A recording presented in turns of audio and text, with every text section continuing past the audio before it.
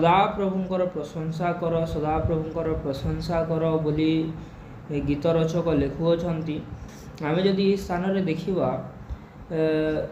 ଗୋଟିଏ ଉତ୍ତମ ବିଷୟ ଲେଖାଯାଏ ଯେ ସଦାପ୍ରଭୁଙ୍କ ପ୍ରଶଂସା କର ବୋଲି ତ କୁହାଯାଉଅଛି, ମାତ୍ର ଏହି ସ୍ଥାନରେ କିଛି ବ୍ୟକ୍ତିମାନଙ୍କୁ ସ୍ପଷ୍ଟ ଭାବରେ ଲେଖାଯାଇ କୁହାଯାଉଛି ଯେ କି ପ୍ରକାର ବ୍ୟକ୍ତିମାନେ ତାଙ୍କର ପ୍ରଶଂସା କରିବେ। 1 ନମ୍ବର ପଦର ଶେଷାଂଶରେ ଆମେ ଦେଖୁଅଛୁ, ଏହି ସ୍ଥାନରେ ଲେଖାଯାଏ, ହେ ସଦାପ୍ରଭୁଙ୍କର ଦାସମାନେ ତୁମ୍ଭେମାନେ ତାହାଙ୍କର ପ୍ରଶଂସା କର। ଗୀତ ରଚକ କହୁଛନ୍ତି ସର୍ବପ୍ରଥମେ ଯେ ପରମେଶ୍ୱରଙ୍କର ଦାସମାନଙ୍କୁ ଯେ ତୁମେମାନେ ସଦାପ୍ରଭୁଙ୍କର ପ୍ରଶଂସା କର ବୋଲି। ଆଉ 2 ନମ୍ବର ପଦରେ ଲେଖାଯାଏ ତାଙ୍କର ଗୃହରେ ଆଉ ଗୃହର ପ୍ରାଙ୍ଗଣରେ ଯେଉଁମାନେ ଠିଆ ହୋଇ ରହନ୍ତି ସେମାନେ ସଦାପ୍ରଭୁଙ୍କର ପ୍ରଶଂସା କରନ୍ତୁ ବୋଲି। ଏହି ଗୀତ ସଂହିତା 135 ପର୍ବରେ 3 ପ୍ରକାର ବ୍ୟକ୍ତିଗଣଙ୍କ ନିକଟକୁ ଗୀତ ରଚକ ଲେଖୁଅଛନ୍ତି ଯେ କେଉଁ ପ୍ରକାର ଲୋକମାନେ ସଦାପ୍ରଭୁଙ୍କର ପ୍ରଶଂସା କରିବେ। ଆମେ ହୋଇଥାଇପାରେ ଶୁଣିଅଛୁ ଯେ ସବୁ ପ୍ରକାର ଲୋକମାନେ ପ୍ରଶଂସା କରିବାର କଥା, ମାତ୍ର ପ୍ରଶଂସା ଗୋଟିଏ ଦାନ ଅଟେ ଯାହାକି ଆମେ ସଦାପ୍ରଭୁଙ୍କ ନିକଟରେ ଅର୍ପଣ କରିଥାଉ। ଆଉ ସଦାପ୍ରଭୁ ଗ୍ରହଣ କଲା ପରି ପ୍ରଶଂସା ଆମେ ତାଙ୍କଠାରେ ଅର୍ପଣ କରିବାର ଆବଶ୍ୟକ ରହିଅଛି। ଯେତେବେଳେ ଆମେ ପୁରାତନ ନିୟମକୁ ଆସିଯିବା, ଆଉ ଯେତେବେଳେ ମିଶର ଦେଶରୁ ଇସ୍ରାଏଲ ଲୋକମାନେ ବାହାରେ ହିଁ ଆସୁଅଛନ୍ତି, ସେହି ସମୟରେ ବର୍ଷ ଗଲା ପରେ ପରମେଶ୍ୱର ସେମାନଙ୍କୁ ନୂଆ ଆଜ୍ଞା ଦେଲେ ଆଉ ବିଧି ଦେଲେ, ଆଉ ସେମାନେ ସେ ବିଧି ଅନୁସାରେ କାର୍ଯ୍ୟ କରିବାର ଆରମ୍ଭ କଲେ। ଆଉ ସେହି ସମୟରେ ସେମାନେ ଧନ୍ୟବାଦ ରୂପକ ଭେଟି ମଧ୍ୟ ଆଣୁଅଛନ୍ତି ପରମେଶ୍ୱରଙ୍କ ନିକଟକୁ। ଆଉ ସମସ୍ତ ବ୍ୟକ୍ତିର ଭେଟି ଗ୍ରହଣୀୟ ହୁଏ ନାହିଁ। ଆମେ ଯଦି ଆଦି ପୁସ୍ତକକୁ ଯିବା, ସେହି ସ୍ଥାନରେ 2ଟି ବ୍ୟକ୍ତି ବିଷୟରେ ଲେଖାଯାଏ ଯେ ସେ 2 ଭାଇ ଆଦମଙ୍କର 2ଟି ପୁଅ, ସେ 2 ଭାଇ ନିଜ ନିଜର କାର୍ଯ୍ୟକ୍ଷେତ୍ରରୁ ନିଜ କଇନ ତାଙ୍କର ଶସ୍ୟ ନେଇକରି ଗଲେ, ଆଉ ହେବଲ ତାଙ୍କର ମେଷ ନେଇକରି ଗଲେ, ମାତ୍ର କଇନର ତାଙ୍କର ଭେଟି ସଦାପ୍ରଭୁ ପରମେଶ୍ୱର ଗ୍ରହଣ କଲେ ନାହିଁ। ପ୍ରିୟ ପ୍ରଭୁଙ୍କ ଲୋକମାନେ, ଆମେ ଯଦି ପରମେଶ୍ୱରଙ୍କୁ ଧନ୍ୟବାଦର ଭେଟି ଉତ୍ସର୍ଗ କରୁଛୁ, ଧ୍ୟାନ ଦେବା ଏହା ଗୋଟିଏ ଭେଟି ଅଛି, ଭେଟି ଅଟେ ଯାହା ପରମେଶ୍ୱର ଗ୍ରହଣ କରିଥାନ୍ତି। ପରମେଶ୍ୱର ଯଦି ତାହା ଗ୍ରହଣ କରିବେ ନାହିଁ ତାହେଲେ ଆମର ଭେଟିର କିଛି ମୂଲ୍ୟ ନାହିଁ, ଆମର ଦାନର କିଛି ମୂଲ୍ୟ ନାହିଁ। ସେଥି ନିମନ୍ତେ ପ୍ରଶଂସା ମଧ୍ୟ ଗୋଟେ ଦାନ ଅଟେ ଯାହା ଆମେ ସଦାପ୍ରଭୁଙ୍କ ଚରଣରେ ଅର୍ପଣ କରିଥାଉ। ଆଉ ସେହି ପ୍ରଶଂସା କି ପ୍ରକାରେ ସଦାପ୍ରଭୁଙ୍କ ନିକଟରେ ଗ୍ରହଣୀୟ ହେବ, ସେଥି ନିମନ୍ତେ 3 ପ୍ରକାର ଗୁଣ ଆମ ମଧ୍ୟରେ ରହିବା ଆବଶ୍ୟକ। ସେହି ବିଷୟ ଏହି ସ୍ଥାନରେ ଉଲ୍ଲେଖ କରାଯାଇଅଛି। ସର୍ବପ୍ରଥମେ ସଦାପ୍ରଭୁଙ୍କର ଦାସମାନଙ୍କ ବିଷୟରେ କୁହାଯାଏ। ଦାସମାନେ କେଉଁମାନେ? ଯେଉଁମାନେ କର୍ତ୍ତାଙ୍କର ଆଜ୍ଞା ଅନୁଯାୟୀ କର୍ମ କରନ୍ତି, ସେମାନେ ହେଉଛନ୍ତି ତାଙ୍କର ଦାସମାନେ। ଆଜି ଯଦି ଆମେ ପରମେଶ୍ୱରଙ୍କର ବାକ୍ୟ ଅନୁଯାୟୀ ଜୀବନ କାଟୁଅଛୁ, ତାଙ୍କର ଆଜ୍ଞା ଅନୁଯାୟୀ କର୍ମ କରୁଅଛୁ, ତାଙ୍କର ଆଜ୍ଞା ଅନୁଯାୟୀ ଆଚାର ବ୍ୟବହାର ଦେଖାଉଅଛୁ, ତାହେଲେ ଆମେ ସଦାପ୍ରଭୁଙ୍କର ଦାସମାନେ। ପ୍ରିୟ ପ୍ରଭୁଙ୍କ ଲୋକମାନେ, ଆମେ ଯଦି ନୂତନ ନିୟମକୁ ଯିବା, ସେହି ସ୍ଥାନରେ ପ୍ରେରିତ ପାଉଲ ମଧ୍ୟ କହୁଅଛନ୍ତି ଯେ ଆମେ ଜଗତର ବା ପାପର ବା ଶୈତାନର ଦାସ ନ ହୋଇ ଆମେ କେଉଁଥିରେ ଦାସ ହୋଇଅଛୁ? ପ୍ରଭୁ ଯୀଶୁ ଖ୍ରୀଷ୍ଟ ତାଙ୍କର ବହୁମୂଲ୍ୟ ରକ୍ତ ଦ୍ୱାରା ଆମକୁ କିଣିଅଛନ୍ତି, ଆଉ ଆମେ ଧାର୍ମିକତାର ଦାସ ହୋଇଅଛୁ। ପ୍ରିୟ ପ୍ରଭୁଙ୍କ ଲୋକମାନେ, ଯେତେବେଳେ ଜଣେ ସ୍ୱାଧୀନତା ପାଇଥାଏ, ସ୍ୱାଧୀନତା ପାଇଲା ପରେ ମଧ୍ୟ ସେ ସମ୍ପୂର୍ଣ୍ଣ ଭାବରେ ନିଜ ଇଚ୍ଛା ଅନୁସାରେ ଚଳେ ନାହିଁ। ହିତୋପଦେଶରେ ଯଦି ଦେଖିବା, ସେ ସ୍ଥାନରେ ଲେଖାଯାଏ ଅଜ୍ଞାନକୁ ପ୍ରାଚୀରହୀନ ନଗର ସହିତ ତୁଳନା କରାଯାଏ।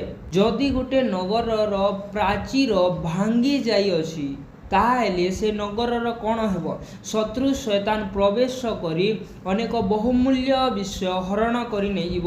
ପ୍ରିୟ ପ୍ରଭୁଙ୍କ ଲୋକମାନେ, ଆମେ ଗୋଟିଏ ଦିନ ଥିଲା ଶୈତାନର ବନ୍ଧନରେ ବାନ୍ଧି ହୋଇଥିଲା, ମାତ୍ର ପ୍ରଭୁ ଯୀଶୁ ଖ୍ରୀଷ୍ଟ ସେ ମୃତ୍ୟୁଭୋଗ କରି ତାଙ୍କ ରକ୍ତ ବୁହାଇଲେ, ଆଉ ତାଙ୍କର ବହୁମୂଲ୍ୟ ପବିତ୍ର ରକ୍ତ ଦ୍ୱାରା ସେ ଆମ୍ଭମାନଙ୍କୁ କିଣିଅଛନ୍ତି, ଆଉ ଆମେ ପବିତ୍ରତାର ଦାସ ସ୍ୱରୂପେ ଆଜି ରହିଅଛୁ। जदि आमे पवित्रतार दासरू मुकुली बाहरी जीवा निमंते चेष्टा करिबा ताहेले आमे शैतानर बंधन रे बांधी होई जीवा। सेति निमंते आमको पवित्रतार बंधन रे बांधी हेकी रहिबा को हेबो। जेते बेले आमे पवित्रतार बंधन रे बांधी होई रहू अर्थात आमे परमेश्वरकर वाक्य अनुसार जीवन काटो ताहेले आमे सदा प्रभु परमेश्वरकर गोटे दास बोली विख्यात हो। यही स्थान रे सर्वप्रथम लिखा जाए जे सदा प्रभुकर दास मानक विषय जे सेमाने परमेश्वरकर प्रशंसा करंतु।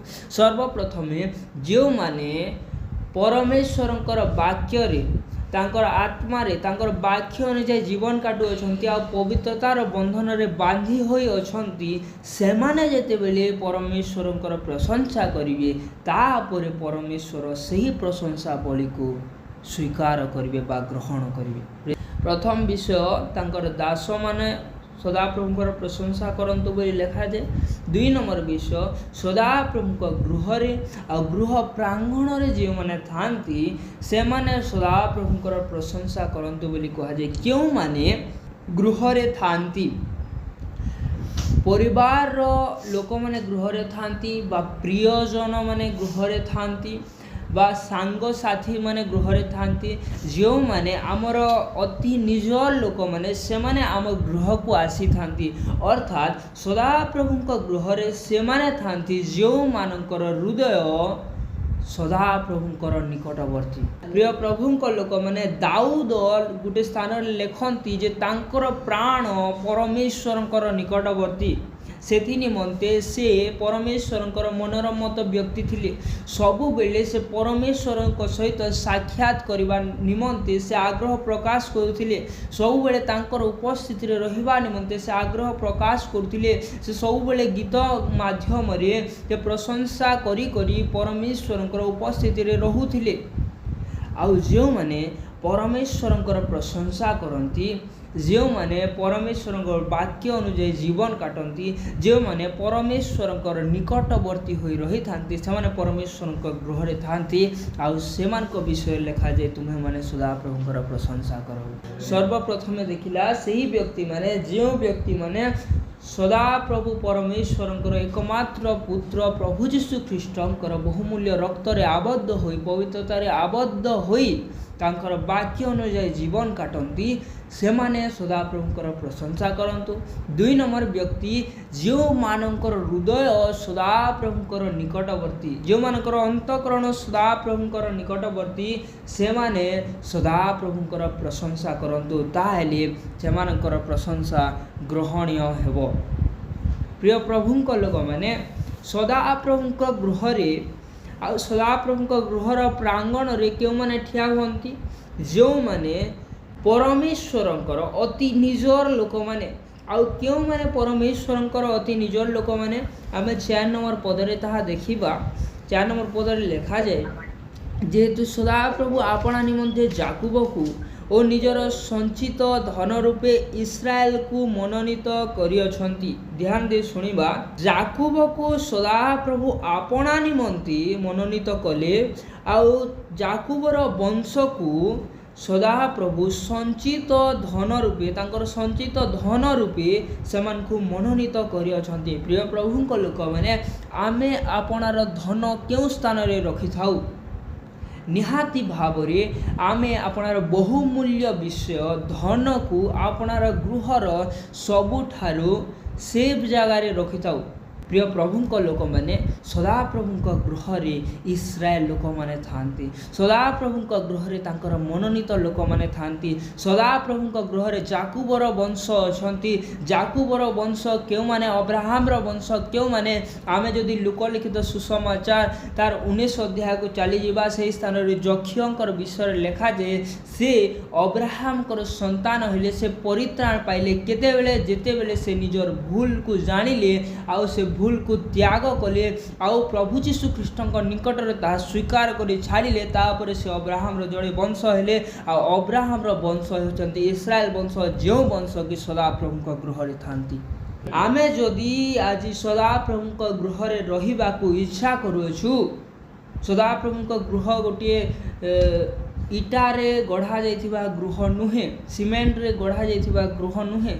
ସଦାପ୍ରଭୁଙ୍କ ଗୃହ କି ପ୍ରକାର ଗୃହ?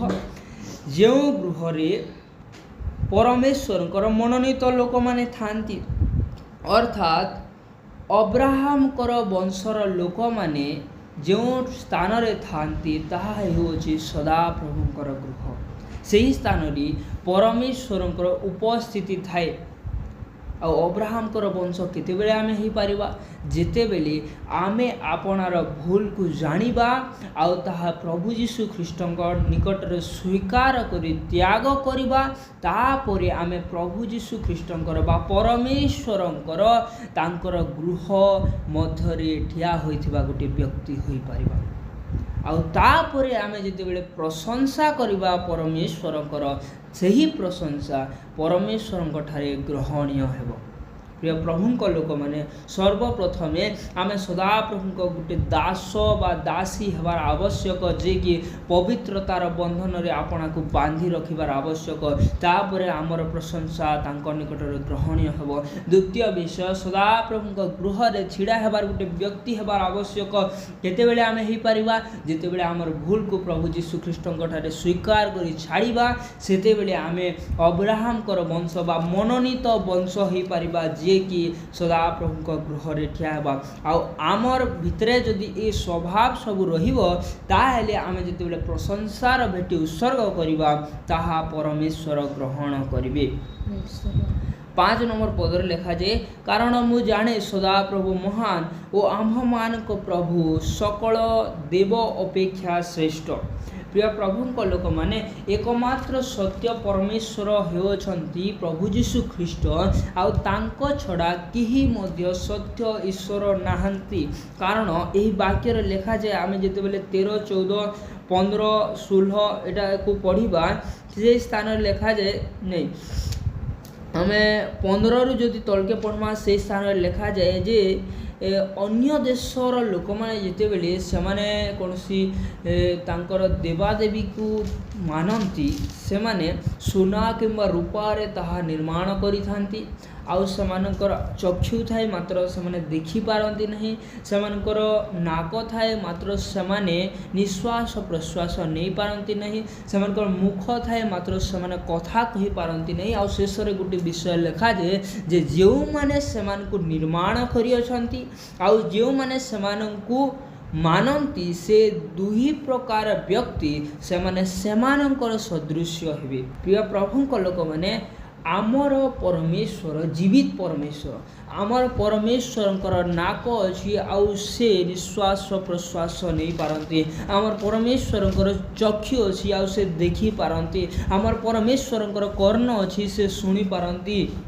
ଆମର ପରମେଶ୍ୱରଙ୍କର ମୁଖ ଅଛି ଆଉ ସେ କଥା କହିପାରନ୍ତି। କାହିଁକି ଆମମାନଙ୍କର ପରମେଶ୍ୱର ଶ୍ରେଷ୍ଠ?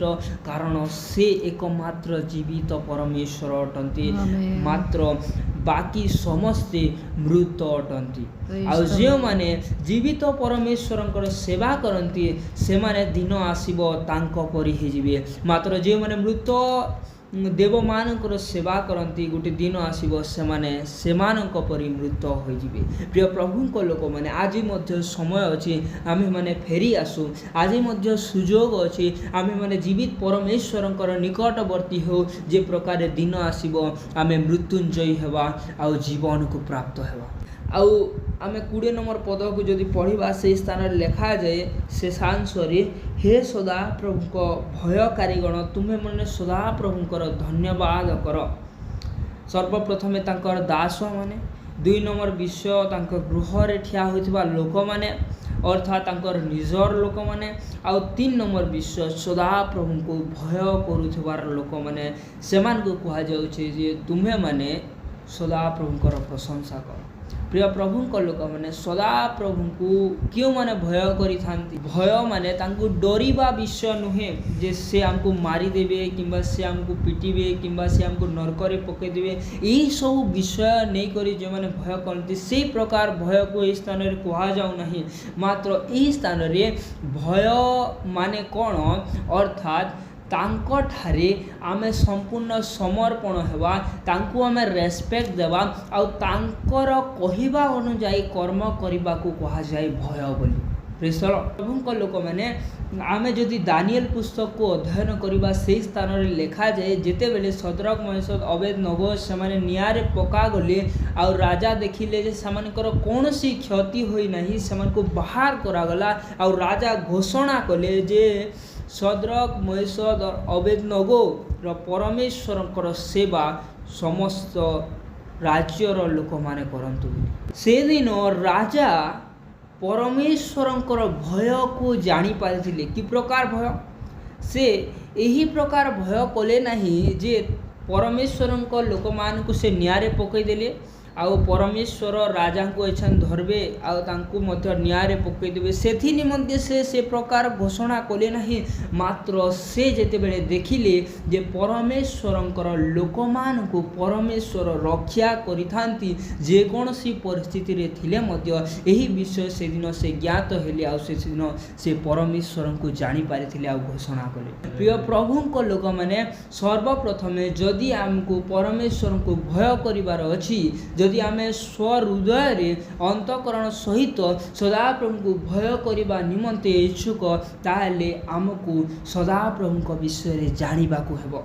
कि प्रकार सदाप्रभु नोह को जलप्लावन रु बंचाइले, कि प्रकार सदाप्रभु हनोक को स्वदेहरे स्वर्ग को नहीं गले, कि प्रकार एलियम को से स्वर्ग को नहीं गले, कि प्रकार तांकर लोकमान को द्वारा से आश्चर्य कर्म करथिले, कि प्रकार इस्राएल लोकमान को मिस्र रु बाहर करे आनिले आउ से किनान देश रे सेमान को बसती हेबा निमंते जो प्रतिज्ञा देथिले ताहा से संपूर्ण कले। एही सब वाक्य जेते बेले आमे पढ़िबा सुनिबा सेते बेले हम मध्य रे भय जागृत हेबो आउ जेते बेले आम मध्य सही भय आसीबो ताहा हेले आमे प्रशंसा करिबा प्रभुंकर आउ सही प्रशंसा तांको निकट रे ग्रहणीय हेबो। प्रिय प्रभुंक लोक माने एही तीनोटी प्रकार गुण ए तीन प्रकार विषय से दिन हेबलंक निकट रे थिला आउ हेबलंकर धन्यवाद रो बलि को परमेश्वर ग्रहण करिथिले। आउ ए तीन प्रकार विषय कईनकर पाखरे नथिला, सेथि निमंते कईनर बलि को परमेश्वर ग्रहण कले नाही। हेबलंकर हृदय परमेश्वरंक सहित थिला। हेबल खुशी रे आनंद रे सदा प्रभु को भय सहकारे से बलि उत्सर्ग कले, सेथि निमंते सदा प्रभु ताहा ग्रहण कले। से समान विषय आमे एलियंक समय मध्य देखुछु। एलियंकर सामना रे अनेक बाल देवगणर लोक माने थिले, मात्र सेमानकर सामना रे मध्य से बलि उत्सर्ग करिबा स्थान रे जल को बोहेई देले, अनेक जल ढालिले से स्थान रे, तथापि जेते बेले से बलि उत्सर्ग करने को जाऊ अछंती सदा प्रभु ताहा स्वर्गरु ग्रहण करथिले। कारण कौन? कारण से परमेश्वरंकर विधि रे आबद्ध होई रहुतिले। 2 नंबर विषय तांकर अंतकरण सदा प्रभुंकर निकटवर्ती होइतिला आउ 3 नंबर विषय से सदा प्रभु को भय करुतिले। आज आम मान को ये वाक्य से गुटे विषय कहे जे आसु आम्भे माने परमेश्वरंकर दास हेउ, परमेश्वरंकर विधि रे आबद्ध होई रहू, तांकर वाक्य अनुଯାयी चलू, ताहेले आमे सदा प्रभुंक गृह रे प्रवेश करिबार गुटे चांस पाएमा। आउ जेते बेले आमे सदा प्रभुंक गृह रे प्रवेश करिमा ताहेले आमे जानि जिमा जे आमे सदा प्रभुंकर मनोनीत लोक बोली। आउ आमे जेते बेले सदा प्रभुंक गृह रे प्रवेश करूछु सेते बेले आमे गोटे विषय ध्यान देखिबा रखिबा जे आम मध्य रे सदा प्रभुंक प्रति गोटे भय रहिबार आवश्यक। जेते बेले 3 विषय होई जिवो आउ आमे सदा प्रभुंक उद्देश्य रे धन्यवाद रूपक भेटी को उत्सर्ग करिबा, ताहेले परमेश्वर सेही धन्यवाद रूपक भेटी को से ग्रहण करिवे, अर्थात से आम मान को मध्य ग्रहण करिवे। आ गोटे दिन आसीबो आमे मध्य मृत्युंजयी हेबा आउ परमेश्वर जे प्रकार से अनंत कालीन ଅଟନ୍ତି, ସେ ଅନନ୍ତ ଜୀବନ ପାଇଅଛନ୍ତି, ସେ ନିଜେ ଅନନ୍ତ ଜୀବନ ଅଟନ୍ତି, ସେହି ପ୍ରକାର ଆମେ ମଧ୍ୟ ଅନନ୍ତ ଜୀବନକୁ ପ୍ରାପ୍ତ ହେବା ଆଉ ଯୁଗେ ଯୁଗେ ଆମେ ଜୀବିତ ରହିବା। ସଦାପ୍ରଭୁ ଏହି ପଠିତ ବାକ୍ୟ ଉପରେ ଆମମାନଙ୍କୁ ଆଶୀର୍ବାଦ କରନ୍ତୁ ଆଉ ସମସ୍ତଙ୍କୁ ବୁଝିବା ନିମନ୍ତେ ସାହାଯ୍ୟ କରନ୍ତୁ। ଆମେନ୍।